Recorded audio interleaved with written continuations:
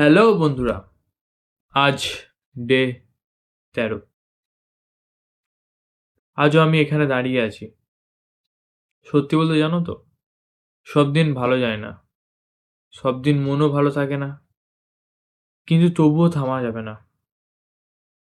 সত্যি বলতে অনেক সময় প্রেশার থেকে সেলস হচ্ছে না, কেন কেন এত প্রেশার।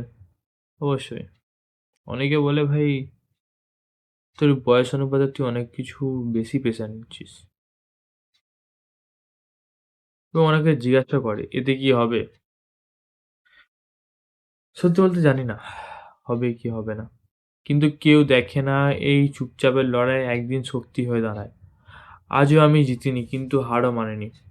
প্রতিদিন এক কদম করে এগোচ্ছি, ধীরে, কিন্তু পেছনে না। যারা এখনো লড়ছে, একটাই কথা শুধু তোমাদের জন্য, হাল ছেড়ো না, একদিন ঠিক সময় আসবে।